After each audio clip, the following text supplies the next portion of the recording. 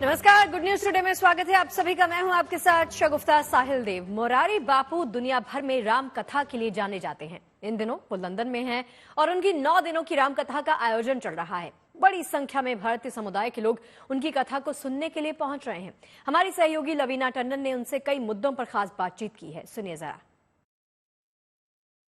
पहले तो बहुत बहुत धन्यवाद कि आप हमारे साथ बात कर रहे हैं मुरारी बापू, और आपको सुन के बहुत मुझे अच्छा लगा। आज हमने आपकी कथा सुनी और कथा के अंत में यहाँ के प्रधानमंत्री पहुंच गए और जय सिया राम के साथ उन्होंने अभिनंदन किया। आपने क्या दिया उन्हें, किस तरह की बात हुई आपकी और क्या प्रक्रिया है आपकी, ये भी मुझे आप बताएं प्लीज। ये बड़ी प्रसन्नता की बात है कि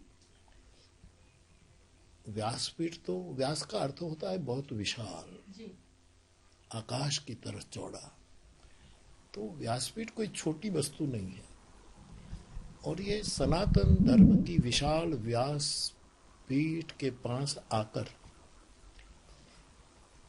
यहाँ के आदरणीय प्रधानमंत्री ऋषि सुनक साहब आए और इतनी सरलता से व्यासपीठ के प्रति अपना आदर व्यक्त करे।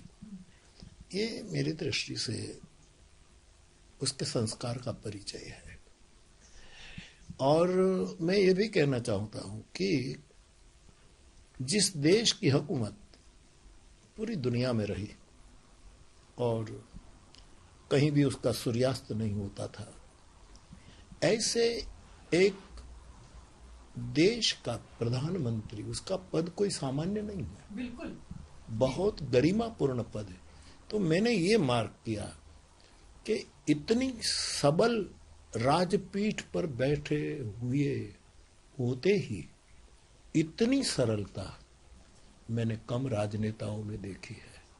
मैं एक साधु के नाते बिल्कुल सत्यस्थ होकर न सराहना न आलोचना, मैं उसकी सरलता को धन्यवाद देता हूं। और जिस तरह वो आए, जय सिया राम बोले और अपने आप को खुला कहेगा कि मैं एक हिंदू के तौर पर आया हूं, ये बड़ा साहस है, बहुत बड़ा। और जिस तरह वो गए और बच्चों से मिल रहे थे, लोगों को मिल रहे थे, ये जो है, ये उसका बहुत बहुत अच्छा पहलू है। मेरे मुख से, मेरे मन से दुआ निकल जाती है कि परमात्मा उसको और बल दे और उसका फल पूरे ब्रिटेन को प्राप्त हो। जी, और बहुत सुंदर बात कही कि हनुमान जी जिस तरह आपके पीछे विराजमान थे, उनके 10 डाउनिंग स्ट्रीट पर एक गणेश जी विराजमान है जो उन्हें प्रेरित करते हैं और आपने उन्हें शिवलिंग दिया। देखो, गणेश जी भी शंकर के पुत्र है जी, और हनुमान जी भी शंकर सुवन है जी।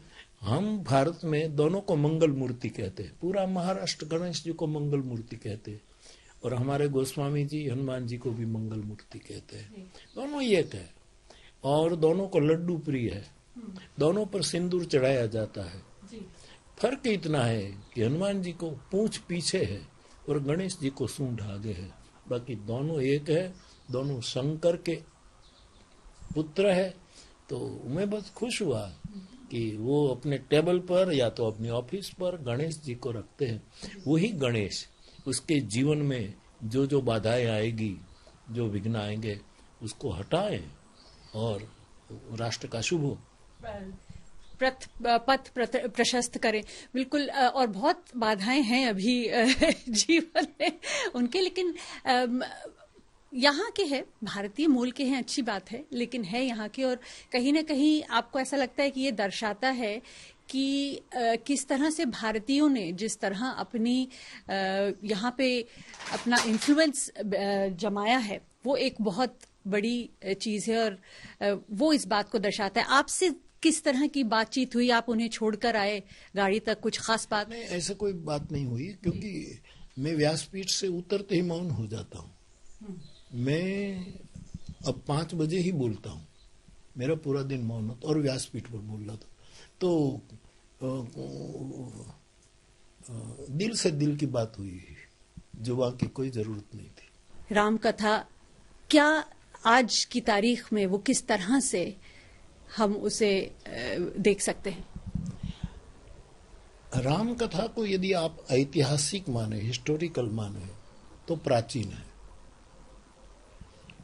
अध्यात्म की दृष्टि से माने तो ये हर काल में, हर युग में, हर व्यक्ति के लिए प्रासंगिक है। और उसमें भविष्य का विजन भी है कि आगे की व्यक्ति, समाज और दुनिया कैसी होनी चाहिए। और हमारी परंपरा में, हमारी साधु परंपरा में, हम गृहस्थ साधु हैं, हमारी परंपरा में पीढ़ियों से ये प्रवाही और पवित्र परंपरा चल रही है। तो रामचरितमानस और भगवत गीता दोनों लेकर हम चल रहे हैं। और मुझे लगता है कि ये दोनों विशाल गगन में उड़ने के लिए दो पंख हैं और हमें अंतर्बाह्य दर्शन करने के लिए ये हमारी पंख भी है और हमारी आंख भी है। आज कैसे लिए प्रासंगिक, आज के विद्यार्थियों के लिए या आज के प्रशासकों के लिए क्या ऐसी चीज है राम कथा में जो उन्हें देखनी या सोचनी चाहिए? आज के राजकीय क्षेत्र, दुनिया भर के राजकीय, मैं किसी को वो नहीं कहूँ, दुनिया राजनीति तो है, लेकिन राजधर्म भी होना चाहिए। नीति बदली जाती है। महाभारत की नीति भिन्न थी, इससे पहले युगों की। धर्म नहीं बदला जाता, धर्म का मूल्य शाश्वत होता है। नीति बदली जाए, कभी विदुर नीति, कभी चाणक्य नीति, कभी कूटनीति, कभी राजनीति, इसमें देश काल और पात्र के अनुसार परिवर्तन। लेकिन जो धर्म है, सत्य को बदला नहीं जा सका। धर्म मानी मेरी दृष्टि में सत्य, धर्म मानी मेरी दृष्टि में प्रेम, और धर्म मानी मेरी दृष्टि में करुणा। वो शाश्वत है, उसको बदला नहीं। और हर काल में, हर समय में प्रासंगिक है। कौन धर्म मना करेगा सत्य का? कौन धर्म प्रेम का इनकार करेगा? और कौन धर्म करुणा की मना करेगा? तो ये शाश्वत मूल्य है। तो हर काल में प्रासंगिक है, हर व्यक्ति के लिए प्रासंगिक है। लेकिन धर्म को लेकर ही देखिए आप, कितनी ज्यादा यहाँ डिविजन्स हो जाते हैं। हमारे देश में ही इतनी मुसीबतें चल रही हैं, मणिपुर में उसको लेकर कितनी परेशानी है। तो आप उस संदर्भ में आपका क्या संदेश होगा? धर्म, हमारे यहाँ एक सूत्र है, गगन सिद्धांत। धर्म गगन की तरफ फैला हुआ है। जब धर्म को हम एक ग्रुप में बना लेते हैं, संकीर्ण कर देते हैं, तब घर्षण पैदा होता है। और विनोबा जी ने बहुत अच्छा कहा था कि संसार में दो धर्मों के बीच में कभी संघर्ष नहीं होता, दो अधर्मों के बीच में ही संघर्ष होता है। धर्म कभी संघर्ष करता है, धर्म समर्पण करता है। तो ये जो संकीर्णता बिलग बिलग धर्मों में जो आ जाती है, इससे दीवारें पैदा होती है। धर्म तो द्वार है, दीवार नहीं है। आज की तारीख में जो हमारे बच्चे हैं उनको भी हम जोड़ना चाहते हैं अपनी संस्कृति, खास तौर पर जब आप बाहर जा रहे हैं, घूम रहे हैं, किस तरह का आपको आज परिवर्तन नजर आता है बच्चों में? कैसे हम बच्चों को इसके साथ जोड़ें, आध्यात्म के साथ? देखो, अभी एक हमारे नेपाल से जो पावन के यहाँ काम करती एक छोटी सी बच्ची दूध पी थी, वो आई थी। उसके माँ बाप ये कह रहे थे कि बापू की कथा से हम बड़ी उम्र में जुड़े, लेकिन ये बच्ची इतनी छोटी से तब से जुड़ गई। तो बीज बोया जाता है, मेरा काम है बीज बोना, फिर बादल जाने या वसुंधरा जाने। मैं बीज प्रेम के, मोहब्बत के, सत्य के, करुणा के बीज होता, फसल पकेगी। और मेरे श्रोता छोटे से लेकर बुजुर्ग तक, मैं 65 इयर्स से बोल रहा हूँ। मैं जब 14 साल का था तब से बोल रहा हूँ। तो मैं इतना तो कह सकूंगा कि मेरे श्रोता, मेरे फ्लावर्स 30-35% मार्क्स लेके पास है।